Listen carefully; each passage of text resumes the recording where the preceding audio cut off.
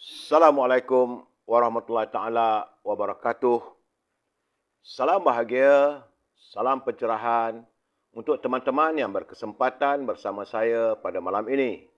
Masih lagi mungkin ada yang bercuti, masih ada di kampung ataupun dalam perjalanan pulang.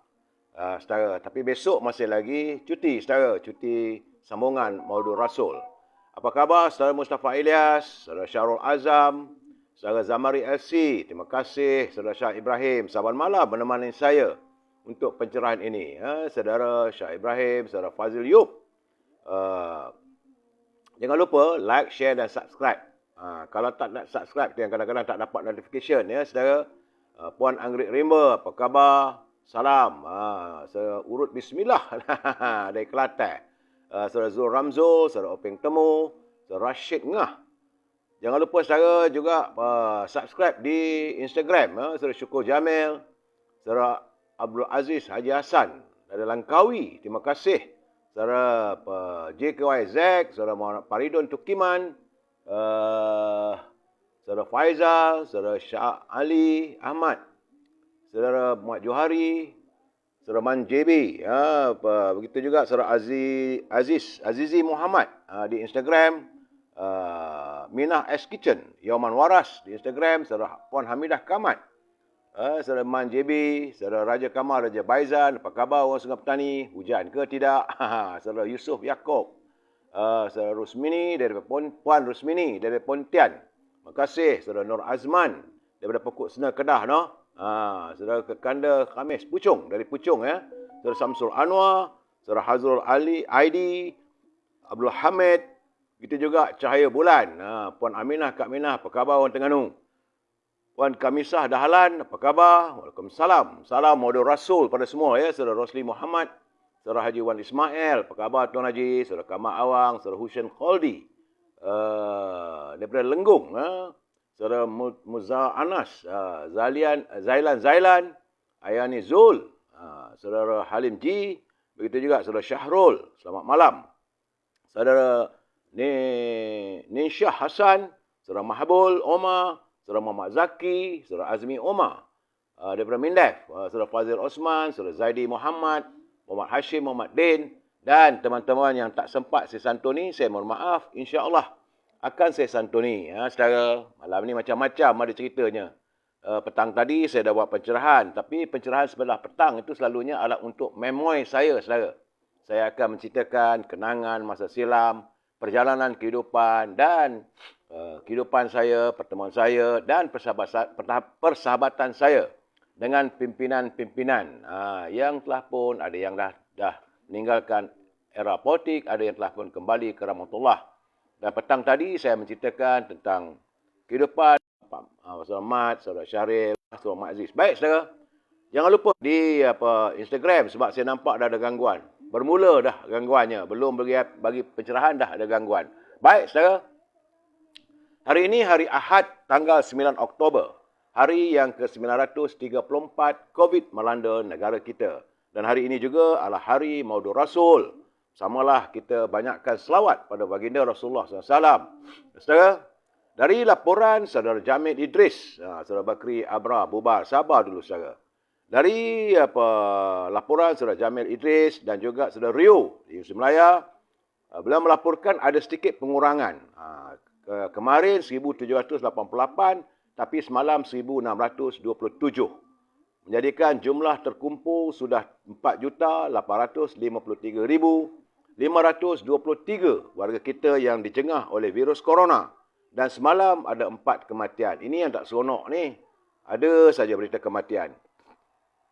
Dan melihat dari laporan yang dihantar kepada saya, terdapat peningkatan di 6 buah negeri dan susut di 10 buah negeri. Sementara itu, nampak gayanya Terengganu. Bermula semalam sudah ada pun single digit.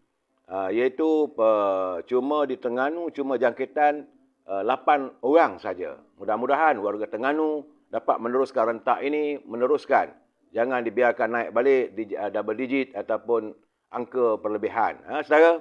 Dan negeri-negeri iaitu Selangor susut kepada 522. Mungkin warganya berada di luar daerah dalam percutian.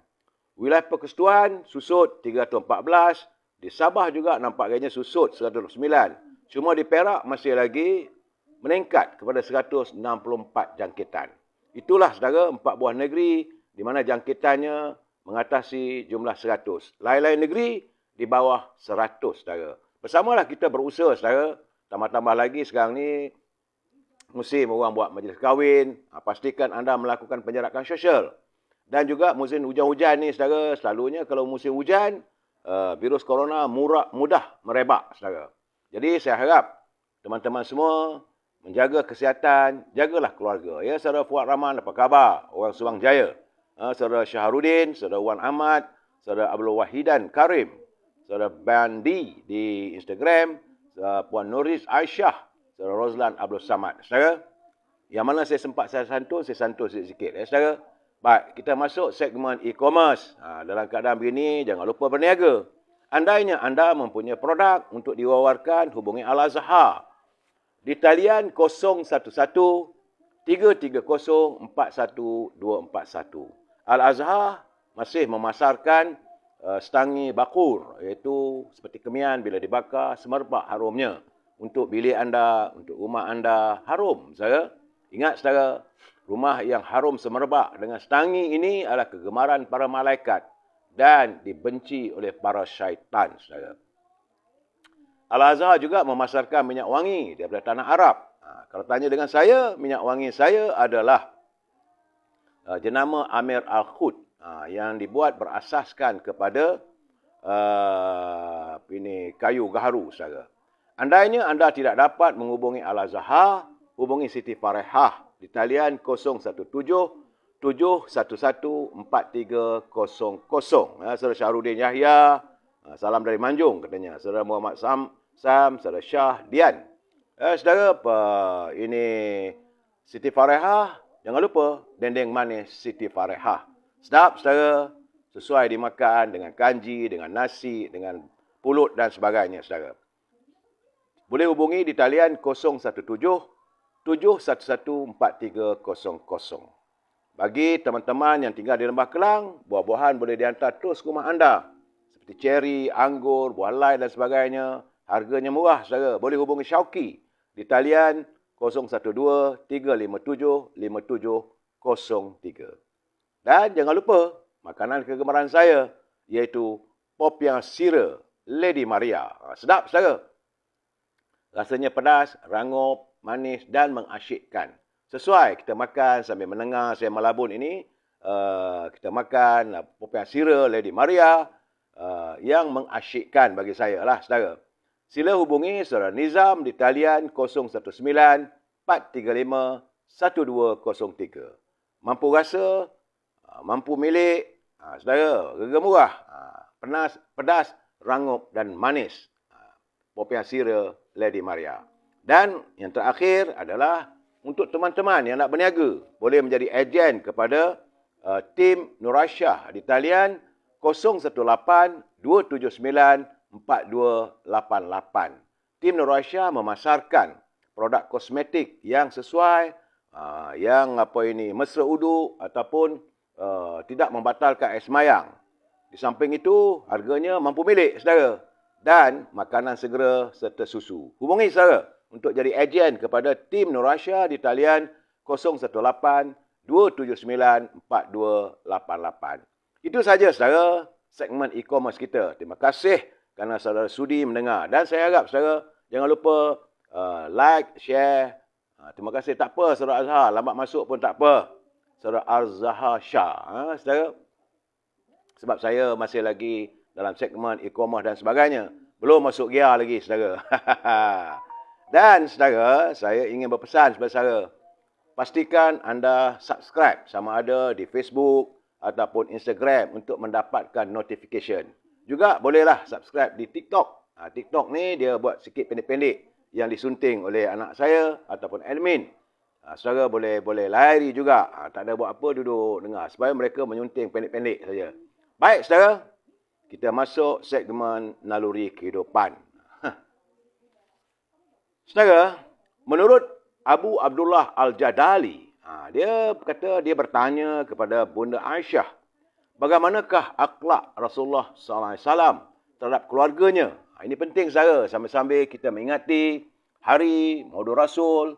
Kerana menurut Abu Abdullah Al-Jadali, bila bertanya kepada Bunda Aisyah, bagaimanakah akhlak baginda Nabi Muhammad SAW terhadap keluarganya? Menurut Aisyah, baginda adalah orang yang paling baik akhlaknya. Tidak pernah berbuat keji, tidak pernah bercakap dengan kata-kata yang kotor, tidak berteriak-teriak di pasar dan tidak pernah membalas dengan kejahatan terhadap mereka yang melakukan kejahatan terhadapnya. Akan tetapi, bagi mereka yang melakukan kesilapan atau berbuat jahat padanya, baginda tetap menjadi seorang yang pemaaf dan sebagai seorang yang pengampun. Itulah akhlak baginda Rasulullah. Ini menurut hadis Ahmad yang ke-24,797. Hadis ini, saudara, adalah hadis hasan. Itu sahih, saudara. Sebenarnya, baginda Rasulullah SAW adalah seorang yang paling baik akhlaknya terhadap keluarga dan orang lain. Rasulullah tidak pernah melakukan perbuatan keji ataupun perbuatan yang syirik.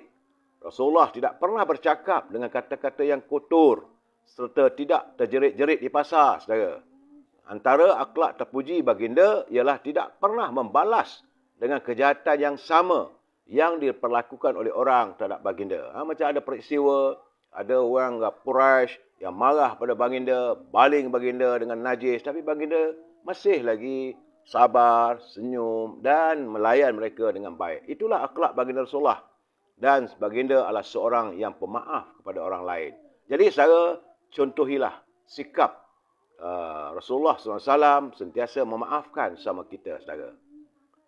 Saudara Syahril bin Saleh, rakyat tak sabar-sabar bila Parlimen nak buat. Sabar dulu, saudara. Itu tadi, saudara, sedikit tentang naluri kehidupan kita, bagaimana sifat atau sikap baginda Rasulullah SAW, seorang yang cukup baik menyantuni keluarganya, saudara. Kita masuk segmen Mutiara Kata. Ini saya yakin kiriman daripada Tan Sri Osusukam. Katanya, untuk mengurangkan nafsu membeli pakaian dari jenama yang mahal-mahal, ingatlah dan lihatlah kain kafan yang membalut setiap mayat. Jadi, saudara, kadang-kadang bila kita pergi ke shopping kompleks, kita nak membeli barang-barang yang jenama mahal-mahal. Mungkin baju, polo, apa ke, macam-macam jenama lah ada, saudara. Jadi, saat saudara nak membeli pakaian yang mahal-mahal itu, ingatlah bagaimana kain kafan yang membalut mayat. Hanya kain putih saja. Saudara, terima kasih Tan Sri atas kiriman kata-kata mutiara untuk kita saling ingat mengingati. Lain tak ada, saudara. Saya dalam pencerahan malam, saya sering memulakan bicara saya untuk saling mengingat. Bermula dengan pemberitahuan apa yang berlaku tentang COVID-19, kemudian kita santun naluri kehidupan dan juga kata-kata mutiara yang dihantar oleh teman-teman kepada saya. Saya bukan seorang ustaz, saudara. Saya bila kawan kirim tu, saya tengok, elok kita menterjemah atau mentelaah kenyataan-kenyataan tersebut, saudara. Dan seperti biasa, saya harus mengingatkan pada pimpinan negara supaya jangan berbelanja wang negara tanpa had. Kerana kita bimbang, kalau mereka berbelanja wang negara tanpa had, maka negara akan muflis, saudara. Baik. Bicara kita malam ini, bila lagi nak bubar? Sabar. Sabar, kita akan berbicaranya, saudara. Jadi, sebelum saya menyatakan tentang pembubaran parlimen dan sebagainya, kita santun dulu pantun Pak Nazil. Apa kata Pak Nazil yang berada di Perlis? Menurut Pak Nazil, cantik dilihat padanya muka, bersinar mata gadis Pak Hasan. Memberi nasihat, biar beretika, menyantun kata, memberi kesan. Jadi kalau kita nak memberi nasihat pun, jangan duk terjerit-jerit, biarlah beretika, saudara. Tambahnya, udang galah dibeli pilih, sama gelama baru naik. Mentaat Allah tiada berdalih, di akhirat menerima balasan terbaik. Itu peringatan Pak Nazil. Dia kata baru naik itu ikan yang baru naik, ikan yang baru turun dari ke pelantar. Orang nelayan, dia bawa ikan tu turun ke pelantar, itu dipanggil baru naik. Itulah katanya, udang galah dibeli pilih, sama gelama baru naik. bau bawa dari laut, saudara. Di akhirat mentaat Allah tidak berdalih. Di akhirat menerima balasan terbaik. Itu nasihat Pak Nazir pada kita untuk sentiasa kita mentaati Allah, saudara. InsyaAllah agar di sana nanti kita mendapat rahmatnya. Saudara, sebelum saya memberi pencerahan, seperti biasa, saudara, saya harus mengingatkan anda yang menyunting semula live saya ini dan dimasukkan dalam pelbagai channel. Anda harus bertanggungjawab atas setiap suntingan. Saya tidak bertanggungjawab dengan suntingan anda maupun tulisan-tulisan anda. Saudara Saadah Hamid, tunggu hari-hari dapat tahu nak buat parlimen. Sabar, saudara. Dan kiranya anda rasa nak menghantar kiriman, nak bersoal, gunakanlah bahasa yang terbaik sebab kita warga cinta damai, saudara. Ruangan ini adalah ruangan pencerahan politik. Matlamatnya sekadar memberi informasi dan mungkin ada sedikit komen-komen dari saya. Jika anda tidak bersetuju, tidak ada masalah. Sebab prinsip kita mesti bersetuju untuk tidak bersetuju. We must agree to disagree. Itu prinsip kita. Dan ingat, saudara, kita adalah warga cinta damai. Baik, saudara. Sebelum itu, saya harus mengingatkan bahawa NADMA ini iaitu Agensi Pengurusan Bencana Negara, telah pun mengeluarkan amaran katanya bahawa air pasang besar dijangka berlaku di beberapa kawasan bermula semalam hingga Khamis ini.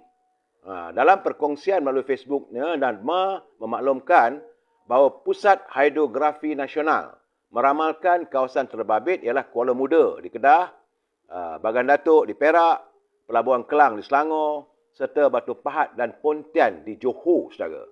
Katanya fenomena itu berpunca daripada pengaruh daya tarikan graviti ketika kedudukan bulan dan matahari sejajar. Seterusnya berkemungkinan menyebabkan limpahan air di daratan serta banjir di lokaliti kawasan rendah, iaitu di sekitar pesisir pantai. Jadi penduduk yang berhampiran pesisir pantai disarankan supaya lebih peka dan berwaspada ketika fenomena ini berlaku. Itu perkongsian daripada NADMA. Sementara itu, saudara, di Sabah, di Kota Kinabalu, saya mendapat laporan hujan lebat yang berterusan petang tadi menyebabkan beberapa lokasi sekitar pantai barat Sabah, terutama di daerah Kota Kinabalu, Tuaran dan Penampang, dilanda banjir kilat. Tinjauan bernama mendapati kawasan yang banjir di Kota Kinabalu termasuklah di Likas, di Tebobon, Sepanga dan Menggatal. Di Tuaran pula termasuk Telipuk, Rugading dan Gayang. Manakala di Penampang, kawasan yang terjejas antaranya ialah Dogongon, Bundusan dan Sugut. Banjir juga menenggelamkan jalan raya. Tapi tak adalah sampai rumah tenggelam, tidak saja, saudara.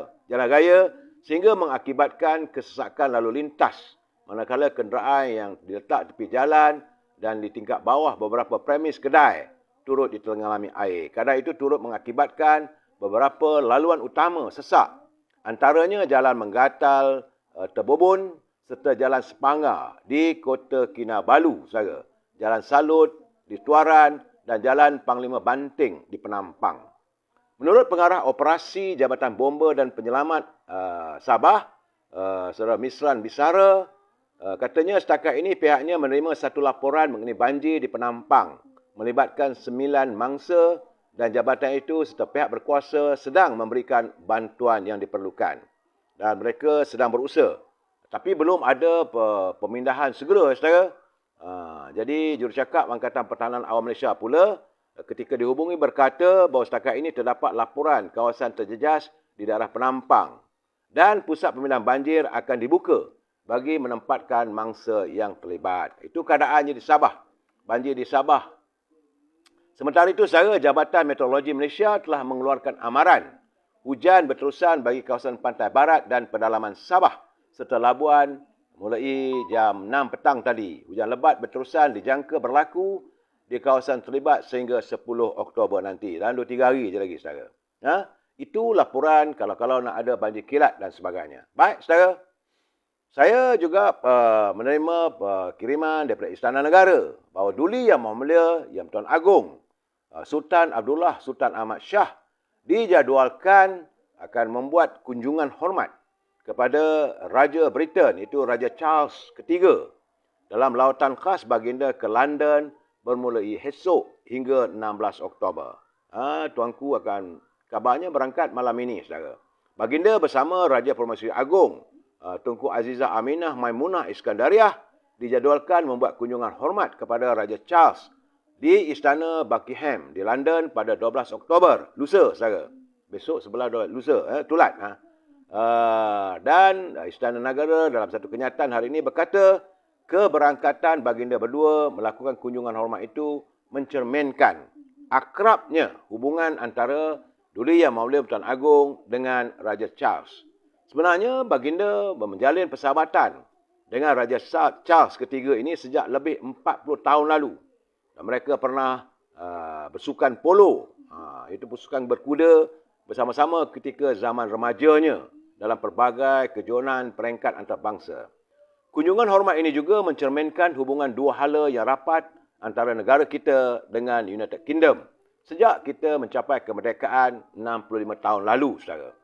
Jadi menurut kenyataan itu lagi, baginda berdua turut dijadualkan berangkat menyempurnakan Majlis Perasmian Stesen Jana Kuasa Battersea, iaitu projek hartanah ikonik pelaburan milik negara kita di London. Stesen Jana Kuasa Battersea ini berkeluasan 16.99 hektar, merupakan projek hartanah membabitkan usaha sama antara Sime Darby Property, SP Steel Berhad, Kumpulan Wang Simpanan Pekerja dan Permodalan Nasional Berhad sejak tahun 2012.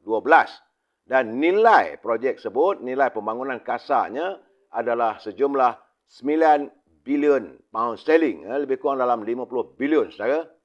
Itu nilai projek tersebut. Jadi dari segi hubungan dua hala antara negara UK dan Malaysia merupakan rakan dagang kita yang ke-18 terbesar bagi Malaysia sejak 2021 dengan jumlah dagangan direkodkan antara kedua negara sebanyak 17.7 bilion. Iaitu peningkatan sejumlah 2.2% berbanding pada tahun 2020. Nilai ekspor kita tahun lalu direkodkan sebanyak 9.78 bilion ke negara England, sementara nilai kita import dari UK adalah sejumlah 7 bilion. Itu gambarannya, dan kita mengucapkan selamat berangkat ke bawah Duli Tuanku. Moga lawatan itu mempereratkan hubungan kedua hala. Saya harus melaporkan, saudara, apa-apa yang bersangkut kait dengan Raja-Raja Melayu itu dimulakan. Cuma hari ini saya terkejut, saya tengok TV3, dia laporan yang berhubung dengan istana ni. Kemudian, sepatutnya itu didahulukan. Zaman saya jadi wartawan dulu, kita yang berhubung kait tentang istana itu mesti didahulukan sebelum kita memberi berita-berita lain dulu, saudara, ya. Bagaimanapun, saudara, di samping kita bercakap soal banjir ini, dapat juga bahawa terjadi satu gempa bumi berukuran 5.5 pada skala Richter melanda dasar laut Banten di Pulau Jawa. Jadi menurut Badan Meteorologi, Klimatologi dan Geografik Indonesia, tiada amaran tsunami dikeluarkan. Gempa bumi berlaku pada jam 5.02 petang tadi, waktu Indonesia Barat. Waktu kita lebih kurang 4.30 petang. Berpusat di 26 km barat daya Lebak, Banten pada kedalaman 12 km. Gegaran turut dirasai di Jakarta yang terletak kira-kira 131 km dari pusat gempa bumi. Jadi BMKG menerusi Twitter rasminya memberi amaran bahawa mereka harus bersiap sedia kerana mungkin akan berlaku lagi gegaran susulan. Saudara, selalunya di Indonesia kalau berlaku gempa bumi, dia ada susulan selepas itu. Saudara, dan kita juga harus berwaspada. Dalam keadaan begitu, saudara, saya juga menerima laporan bahawa Petronas mengesahkan berlakunya satu kebocoran pada saluran paip gasnya di Sabah yang menghubungkan antara Sabah dan Sarawak sepanjang 600 km di lawas. Syarikat itu mengisytiharkan penutupan keselamatan pada pengantaran gas ke satu fasiliti ekspor gas asli cecair. Petronas berkata kebocoran berpunca daripada pergerakan tanah di kawasan KP 201 sejak 21 September lalu. Jadi kejadian itu memberi kesan kepada bekalan gas dan kemudahan pengeluaran MLNG di dua komplek Petronas di Bintulu, Sarawak.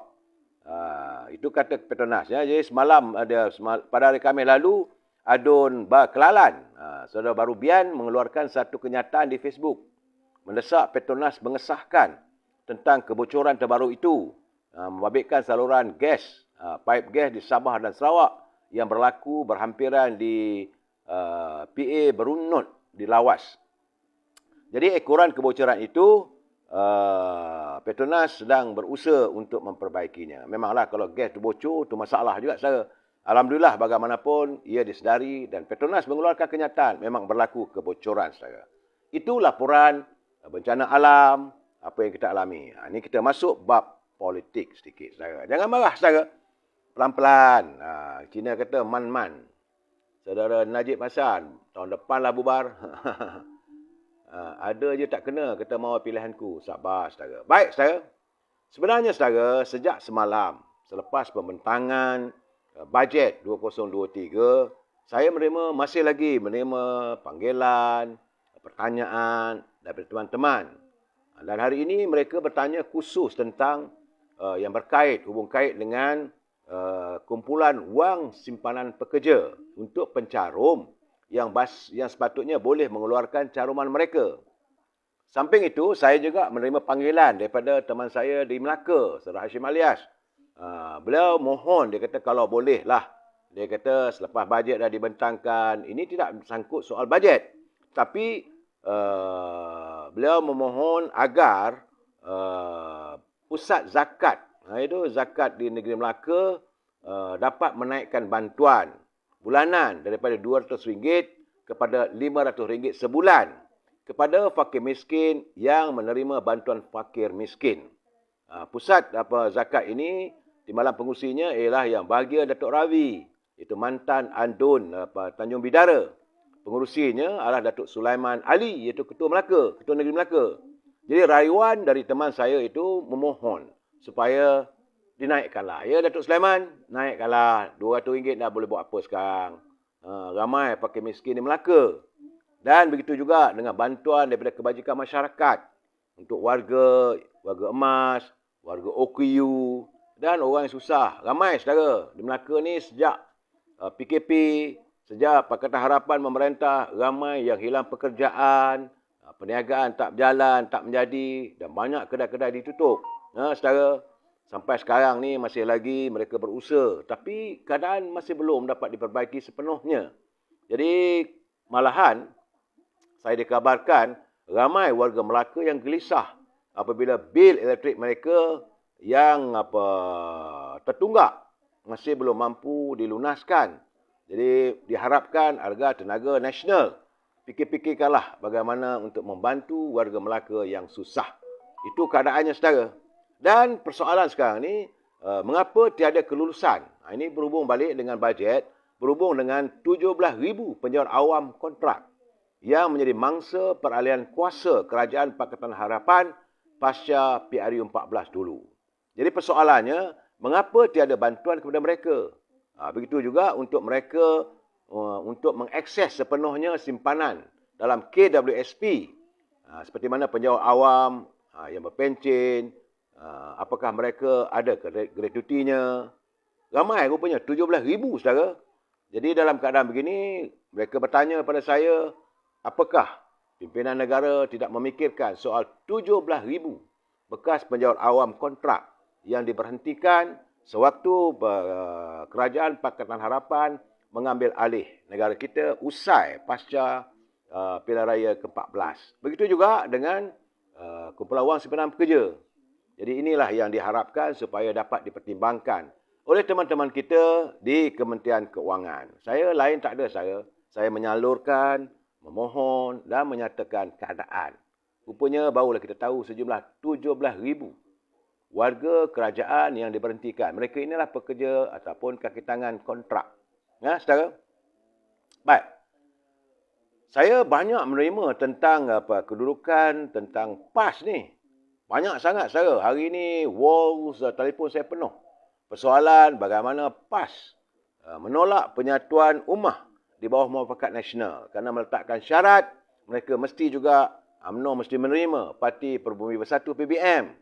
Jadi nampak gayanya kata mereka PAS ni lebih berminat untuk bersama juga dengan PBM yang dianggap sebagai ahli-ahlinya, pimpinannya kebanyakan dalam PBM ini adalah pengkhianat yang melompat, menjadi katak melompat, meninggalkan UMNO serta meninggalkan Parti Keadilan. Jadi dolak-dalik PAS inilah membuatkan warga UMNO merasakan sudahlah.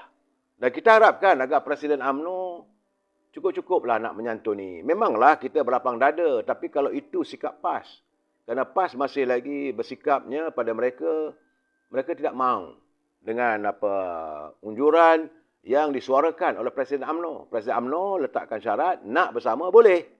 Ini kita dah rapat ni, dah hampir untuk pilihan raya ni. Nanti kalau dah balik dengan PAN, nak ditentukan balik kawasan-kawasan di mana UMNO nak bertanding, PAN nak bertanding, kalau susah. Kalau beras dah 5-6 hari lagi, perbuaran parlimen baru nak bersantun balik, tak payahlah. Jadi sepatutnya UMNO dan BN terbaik. Itu kata saudara Sani. Saudara, sama ada PAS nak main 2 kolam, terpulanglah. Mereka nampak gayanya, saya lihat, PAS ni sebenarnya mereka tidak faham kenapa UMNO, ataupun mereka buat-buat tak faham kenapa UMNO menolak PBM. Dan begitu juga, PAS nampak gaya nak makan dalam semua kolam. Mereka hendakkan dengan Muafakat Nasional, mau kekal dengan Perikatan Nasional. Dan juga nak ada pula kerjasama dengan gabungan Tanah Air, pimpinan Dr. Mahathir. Ini lagi mengarut saya. Sebab itu, saya melihat kenyataan Presiden UMNO. Begitu jelas, saudara. Begitu jelas. Kerana sewaktu dia melaporkan bagaimana pengurusi pejuang dan juga pengurusi gabungan Tanah Air ketika ditemu bual oleh agensi berita Associated Press, beliau mengesahkan bahawa kebanyakan pengundi Melayu sudah kembali menyokong UMNO. Itu kenyataan Dr. Mahathir. Tapi dalam waktu yang sama, dia mendakwa pula, katanya orang Melayu kembali sokong UMNO kerana ditawarkan wang dan insentif lain. Maka UMNO akan menang dalam PRU 15 nanti. Saya kata ini kenyataan yang tidak bertanggungjawab. Dan itulah yang dinyatakan oleh Datuk Seri Zahid. Datuk Zahid menyatakan, dia kata seseorang harus menasihati Tun Dr. Mahathir supaya berhenti melemparkan kata-kata yang memperlekehkan kejujuran serta kebijaksanaan orang-orang Melayu. Jadi, bila kata Datuk Zahid, bila Dr. Mahathir meramalkan UMNO menang dalam PRU 15, bukanlah sesuatu yang mengejutkan. Kerana semua pihak, sama ada kawan maupun lawan UMNO, sememangnya mereka menjangkakan perkara itu akan terjadi. Sebab itu bukan baru sekarang lawan-lawan UMNO membantah keras PRU 15 diadakan. Malah sejak UMNO meminta diadakan pilihan raya selepas proklamasi darurat tamat tahun lalu pun, itu sudah jelas menunjukkan sokongan orang Melayu terhadap UMNO sudah kembali. Jadi Tun Mahathir perlu tahu, majoriti orang Melayu kembali kepada UMNO, kata Datuk Zahid, adalah kerana mereka telah sedar akan kesilapan yang sebahagian mereka lakukan pada PRU 14 dulu. Jadi mereka tidak mahu mengulangi kesilapan lalu. Jadi mereka melakukan kesilapan gara-gara terpedaya dengan pembohongan, hasutan, fitnah dan janji-janji manis. Manifesto bukan kitab suci. Saudara Idris Ismail harap PM buat ketetapan sama ada nak bubar ataupun tidak. Jangan sampai rakyat menyampah. Saudara Idris Ismail. Saya masih lagi menyantuni kiriman daripada Datuk Seri Zahid Hamidi pada saya. Jadi katanya, janganlah. Oleh kerana majoriti orang Melayu tidak lagi mempercayai pejuang. Orang Melayu dah percaya pada GTA, Pakatan Harapan maupun Perikatan Nasional, maka dituduh pengundi Melayu menyokong UMNO kerana wang. Itu tak betul. Jadi hentikanlah katanya untuk melabelkan orang Melayu secara negatif kerana ia perbuatan yang boleh mencetuskan syak wasangka dalam kalangan rakyat berbilang kaum. UMNO akan terus menjadi wadah yang menyatukan orang Melayu dan memupuk perpaduan masyarakat berbilang bangsa serta agama di negara ini. Itu kenyataan daripada Presiden UMNO, saudara. Kemudian saya juga dapat kenyataan daripada Tan Sri Muhyiddin selaku pengurusi Perikatan Nasional, katanya gabungan Perikatan Nasional berkemungkinan mengekalkan penyandang kerusi Parlimen dan Dewan Negeri sebagai calon parti itu pada pilihan raya umum 15. Sangat mereka menolak, tak mahu adakan pilihan raya, masih lagi nak menyantuni calon-calon. Ini yang kita hairan, saudara. Imam lajulah saudara, saya tak dapat nak baca. Sabullah Majid, Sabullah Halim, saudara. Kemudian menurut Tan Sri Muhyiddin, dia kata bersatu bagaimanapun pengekalan itu perlu berdasarkan prinsip calon yang boleh menang. Jadi kemungkinanlah katanya 1-2 tempat itu akan berlaku perubahan calon. Lain-lain mungkin akan dikekalkan. Teruskanlah, tak ada masalah pada kita. Saudara, dan kenyataan itu saya melihat sekejap kata tak ada pilihan raya, tapi waktu yang sama menyediakan calon. Ini gugak, berbolak-balik, saudara. Dan, saudara, agak menarik juga bagaimana sebelum Perdana Menteri menghantar ataupun menghadap Agung untuk membubarkan Parlimen, macam saya katakan, bahawa seramai 12 orang ahli Parlimen ataupun ahli Kabinet, menteri yang menghantar bantahan kepada Agung. Setelah saya siasat, lepas itu rupanya kesemua mereka adalah antara katak-katak yang melompat. Itu sebenarnya. Jadi sebenarnya, saudara, ada teman-teman bertanya pada saya. Ini kita masuk bab, bila Parlimen nak dibubarkan? Ada teman bertanya pada saya, bila sebenarnya Parlimen nak dibubarkan? Dapatan saya petang tadi sebelum berangkat ke luar negeri, ya selepas menghadiri majlis Maulid Rasul, saudara, Yang Amat Perdana Menteri telah pun bertemu dengan Agung sekali lagi.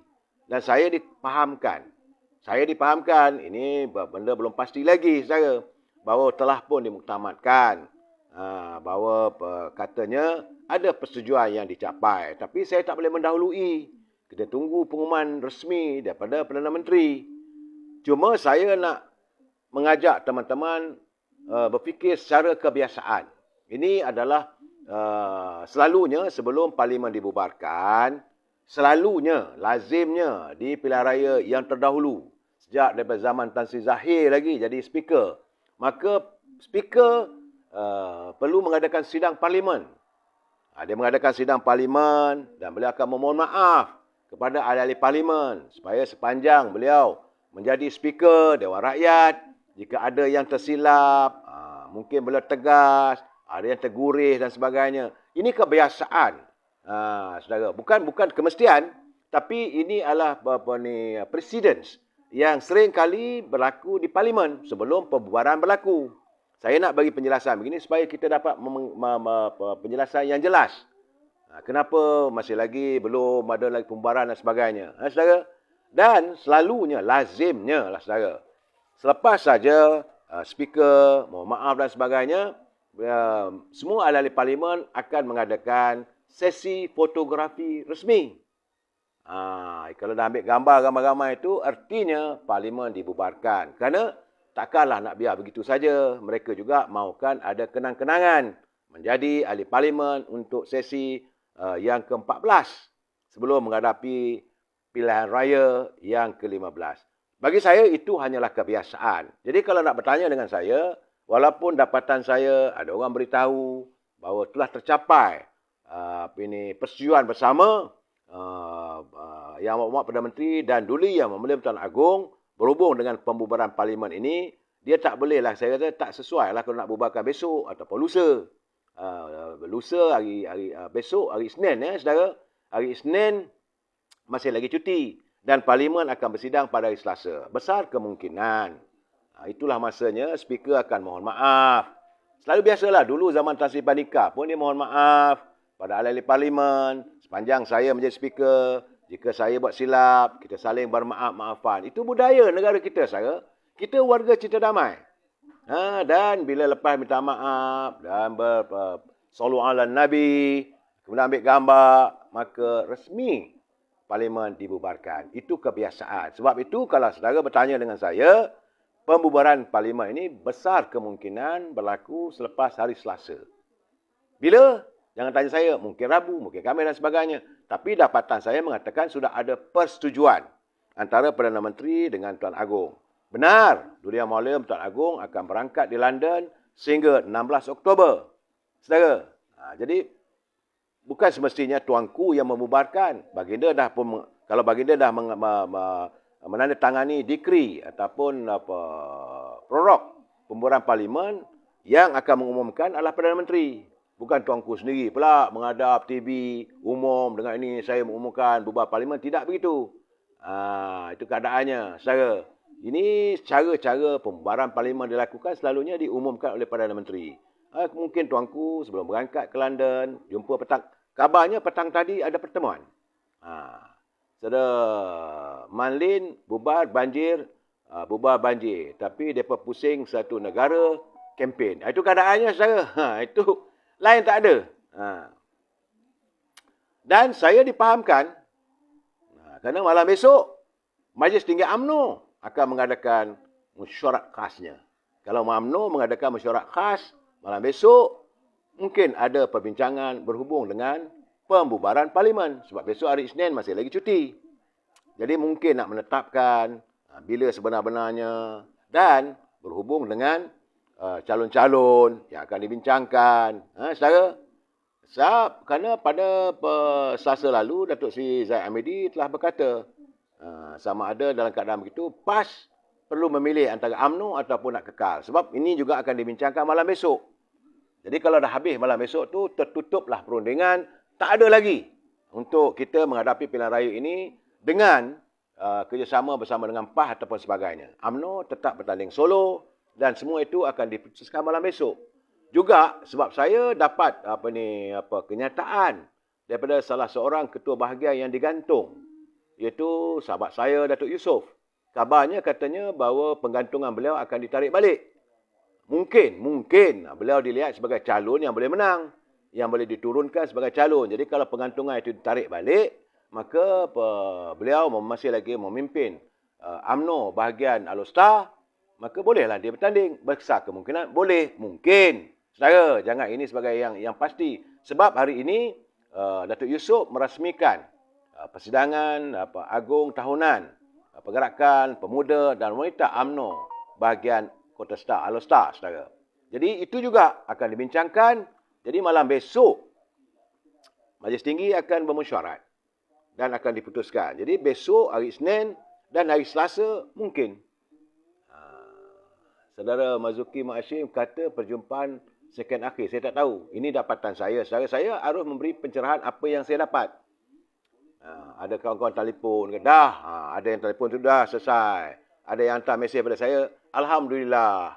Ada yang menghantar pada saya. Bubar. Tapi tak bagi tahu bila. Memang pun tidak sesiapa yang boleh mengumumkan tarikh sebenar. Saudara.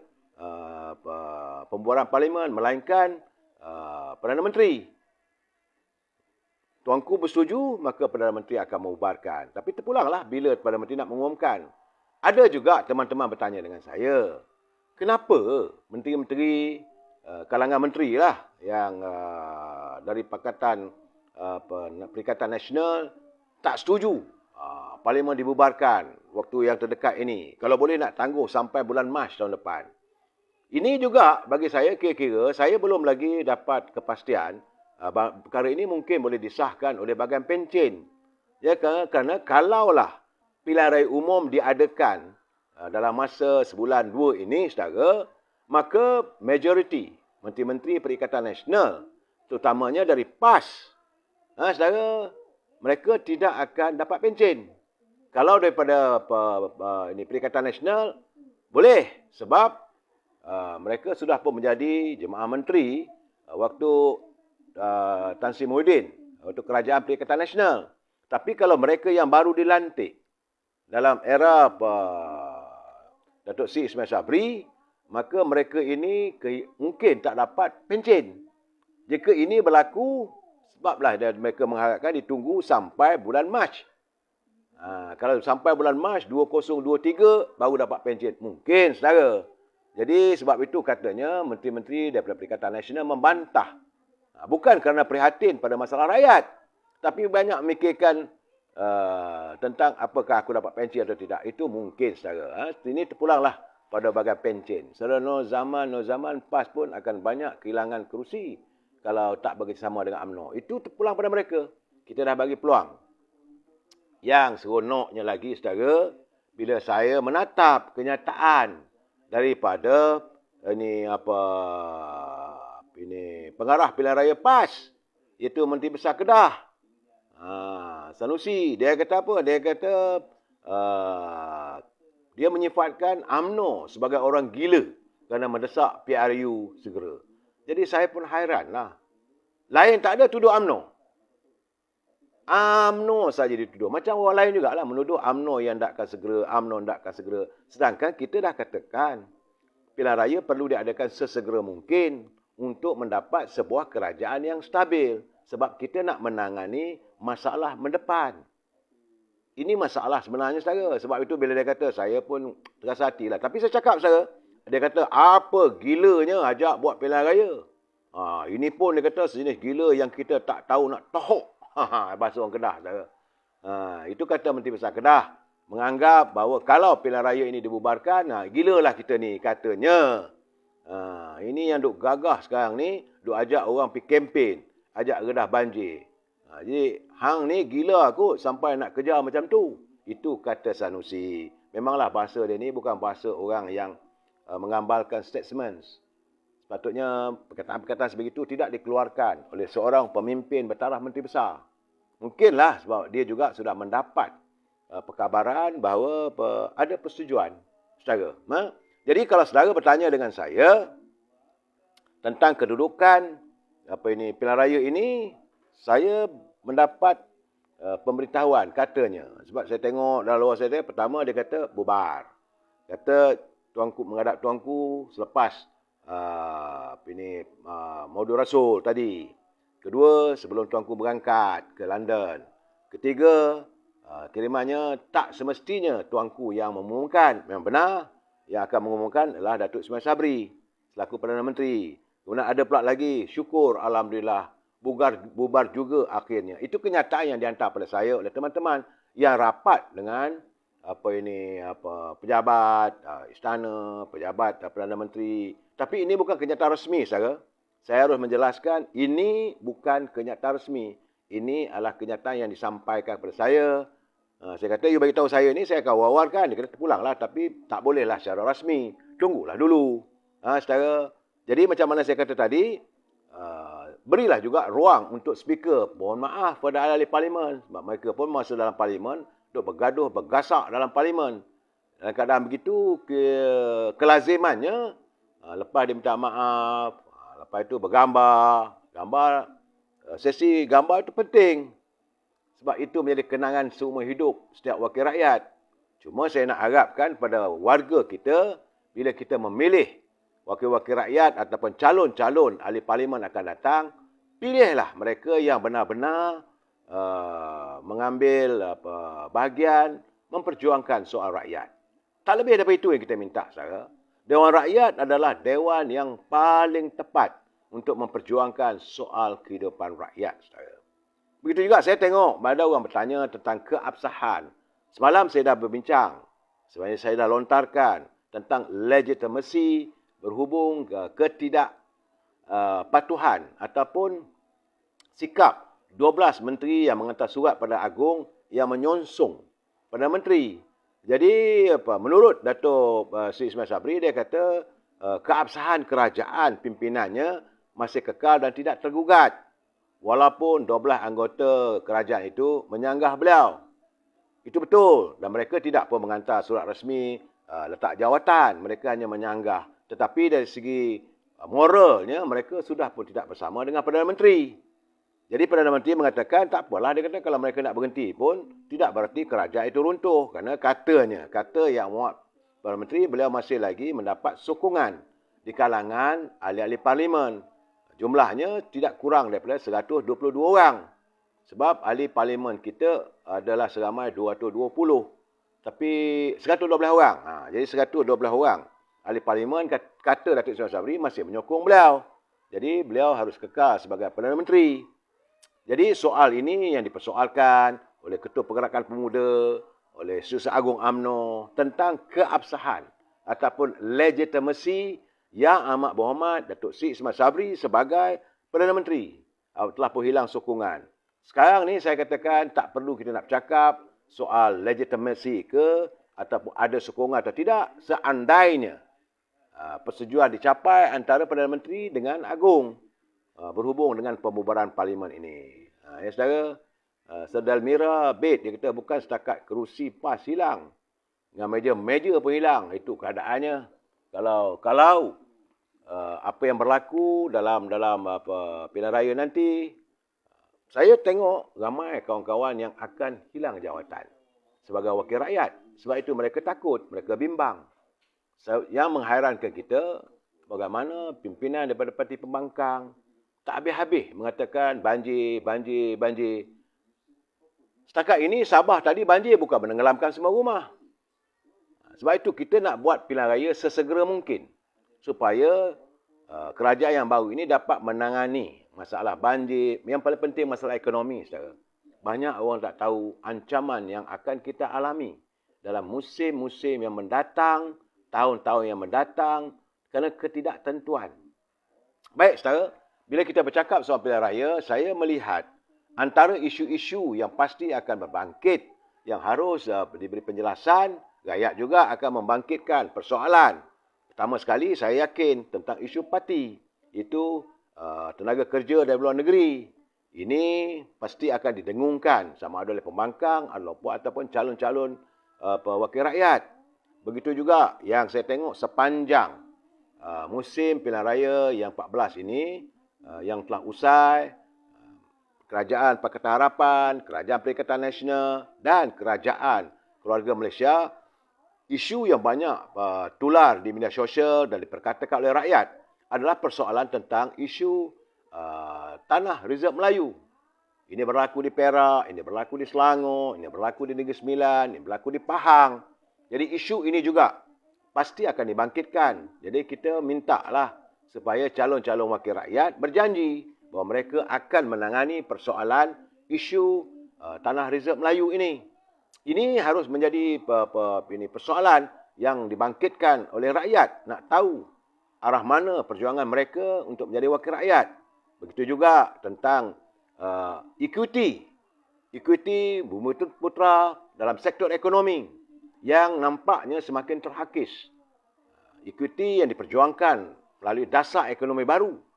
Saya mungkin terlupa bahawa waktu Datuk Seri Ismail Sabri menjadi Perdana Menteri, saudara, 2 hari ke 3 hari selepas beliau menjadi Perdana Menteri, beliau membacakan teks ucapan berhubung dengan rancangan Malaysia ke-12. Saya geleng kepala. Kerana kenapa waktu itu beliau membaca teks itu, sedangkan kita tahu rancangan Malaysia ke-12 ini digubal waktu era kepimpinan Tan Sri Muhyiddin Yassin. Jadi saya dengar waktu pembacaan beliau, kalau saya dengar, ingat lagi saya memberi kritikan saya, seolah-olah Perdana Menteri tidak dapat menghayati apa yang nak dilakukan dalam rancangan Malaysia ke-12. Saudara kena ingat ni, saudara, bukan hanya kita bercakap soal pilihan raya. Memang ramai bertanya dengan saya, bila pilihan raya. Tapi selepas itu, apa? Soalnya macam bajet semalam. Banyak persoalan yang perlu diperbaiki. Dan sebab itu kita mengharapkan akan wujud sebuah kerajaan yang benar-benar stabil supaya apa yang dibentangkan dalam bajet tersebut dapat diperbaiki, dipindah semula dan sebagaimana kenyataan Speaker Dewan Rakyat Tan Sri Azhar, dia kata bahawa bajet akan dibentangkan sekali lagi ataupun akan dibacakan sekali lagi di Parlimen oleh kerajaan yang akan mentadbir negara ini seusai pilihan raya umum yang ke-15. Sebab itu kalau kita cepat mengadakan pilihan raya, mungkin awal bulan November, katalah mungkin selesai dalam 7 November ke, maka dalam selepas pembentukan kerajaan, dalam tempoh sekitar dalam 2 minggu, ujung November, bentangkan bajet. Barulah selesai untuk kita menghadapi hari-hari yang mendatang. Jadi segala apa yang kerangka yang telah dibentangkan oleh Menteri Kewangan kemarin dapat diperbaiki, isu-isu lain dan barulah dibahaskan saudara. Ini bukan senang saudara. Bajet ini penting kepada kedudukan negara. Tanpa kelulusan daripada Parlimen, wang negara tak boleh dibelanjakan. Begitu juga dengan yang paling penting, kita harus menangani isu food security ataupun masalah makanan. Bagaimana kalau negara mengalami kekurangan makanan? Ini juga perlu ditangani. Kalau kita tidak segera membentuk kerajaan yang baru, yang stabil, kita bakal menghadapi suasana yang tidak menentu dalam menghadapi isu food security ataupun isu makanan. Sebab kita mengimport makanan daripada luar negara, saudara. Begitu juga persoalan tentang anak-anak muda yang semakin ramai yang tidak ada pekerjaan. Malahan, tentulah dalam musim-musim pilihan raya nanti akan timbul juga bagaimana warga yang mempunyai kad pengenalan palsu. Mereka yang datang, sejumlah lebih daripada 5 juta datang dari negara luar sebagai pelancong, tapi yang keluar cuma 4 juta lebih saja, ada 1 juta lebih. Ini juga akan menjadi isu. Cuma yang saya lihat sekarang ni tak seronoknya. Dalam UMNO ni pula ada pula musim ugut-mengugut. Bila dah dekat dengan pilihan raya ni, mulalah mengugut. Sebagaimana hari ini, kabarnya naib ketua wanita UMNO bahagian Tanjung Malim, dia ugut pula. Dia kata kalau tak dapat calon wanita diletakkan sebagai calon bertanding sama ada Dewan Negeri ataupun Parlimen, maka wanita akan memboikot. Ini satu hal lagi ni. Ini harus ditangani. So saya harap Majlis Tinggi yang bersidang malam besok harus membincangkan persoalan bagaimana kalau bahagian-bahagian berlaku ugut-mengugut. Ini biasalah saudara. Sebab itu saya katakan kalau itu berlaku, mereka meletakkan kepentingan diri, bukan kepentingan parti, bukan kepentingan rakyat. Sewajarnya siapa saja yang dipilih oleh parti untuk menjadi calon, maka perlu disokong. Tapi kerana mereka merasakan tak dapat, maka berlaku ugutan. Ini pasti akan berlaku, saudara. Sebab saya dipahamkan. Ramai juga ketua-ketua bahagian yang tidak akan diturun semula untuk bertanding. Malam-malam lagi kalau ketua bahagian itu sudah pun mengalami kekalahan dalam pilihan raya umum yang ke-14 dulu. Dan sudah ada ugut-mengugut. Dapatan saya, mungkin kita akan membicarakan persoalan ini apabila sampai masanya. Tapi saya tahu, minat saudara nak tahu bila sebenarnya Parlimen nak dibubarkan. Saya menjangkakan seawal-awalnya tentulah pada hari Selasa. Kerana selepas dia Parlimen bersidang pada hari itu, maka mungkin. Tapi kalau tak ada tu tak tahulah pula. Saudara, bukanlah saya yang menentukan bila tarikh pilihan raya ataupun tarikh pembubaran Parlimen. Tapi dapatan saya begitulah. Tambah-tambah lagi, besok Majlis Tinggi UMNO akan bersidang, bermesyuarat. Tentulah ada sesuatu yang akan mereka bincangkan. Tambah-tambah sekarang ini, musim UMNO bahagian-bahagian mengadakan mesyuaratnya dan akan selesai sehingga hari Ahad. Saudara, mulai hari ini, mulai semalam, Pergerakan Pemuda, Pergerakan Puteri, Pergerakan Wanita UMNO telah pun mengadakan persidangan tahunan mereka. Dan mulai besok ataupun mungkinlah saya rasa hari Sabtu. Hari Sabtu dan hari Ahad iaitu 15 dan 16 Oktober akan berlangsung mesyuarat UMNO bahagian-bahagian. 191 bahagian akan bermesyuarat. Dan mungkin waktu itu akan ditetapkan persoalan calon, persoalan isu dan pilihan raya umum. Dan selepas ada mesyuarat UMNO bahagian-bahagian itu, maka bermulalah perjuangan warga UMNO memasuki medan untuk pilihan raya umum. Itu pandangan saya, saudara. Jangan anggap ini suatu benda yang benar, yang sahih. Ini dapatan saya merangka melihat dari segi perkembangan semasa. Saudara, saya jangan lupa, saudara, besok jam 3.30 petang, saya akan menerus lagi bicara saya dalam sesi memoir. Saudara, kalau yang terlepas boleh baca, boleh dengar balik melalui Facebook ataupun YouTube. Saudara, bagaimana saya menerangkan moy-moy ataupun kenangan silam saya. Tidak bercakap soal politik semasa, tapi waktu silam. Malam-malam, jam 9.30 malam, saya memberi pencerahan apa yang berlaku, apa yang dapatan saya, teman-teman mengantar kiriman, saudara, bagaimana kedudukan UMNO yang bakal menghadapi pilihan raya, bila sebenarnya tarikh pilihan raya umum, dan saya memberi menjelaskan, sekali lagi saya mengingatkan anda, selalunya, lazimnya, speaker diberi kesempatan juga untuk memohon maaf. Sebab sepanjang beliau menjadi speaker, banyak juga yang terhiris, terguris. Dan selepas dia memohon maaf dengan ahli parlimen, dan paling penting ada sesi gambar. Lepas itu, maka bolehlah parlimen dibubarkan. Besar kemungkinan. Kalau tak ada tu dalam masa 2-3 hari ni, jawabnya parlimen ni akan dibubarkan tahun depan lah jawabnya, saudara.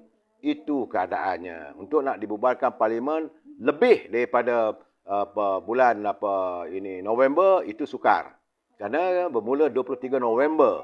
Mengikut ramalan, saudara, kalau 23 November ataupun ujung bulan November, nak memasuki bulan Disember, itu berlaku musim hujan. Walaupun kebiasaan dulu-dulu, pemimpin terdahulu pun pernah mengadakan pilihan raya musim hujan. Tak ada masalah. Tapi kerana kononnya ramalan dunia, berlakunya perubahan iklim, akan berlaku banjir besar. Tapi saya melihat, saudara, banjir besar itu sudah semakin reda. Memang kita lihat seminggu dua berlaku di Thailand, 2-3 hari lepas, begitu juga di Indonesia. Di kawasan malahan Bali pun mengalami banjir besarnya. Tapi semakin susut. Kalau itu reda, besar kemungkinan kalau kita buat hari pembuangan undi sekitar pada dalam 12 hari bulan atau 11 November itu, belumlah lagi musim banjir besar. Banjir besar itu berlaku selalunya bulan Disember ataupun hujung November. Itu sekadar pencerahan untuk saudara. Kita jumpa lagi malam besok. Jangan lupa saudara, jam 3:30 petang dalam sesi memori saya mengungkap tentang kehidupan almarhum pejuang bangsa kita, Datuk Harun Idris. Kita jumpa lagi malam besok, jumpa petang besok. Wabillahi taufiq wa hidayah. Assalamualaikum warahmatullahi taala wabarakatuh. Selamat malam.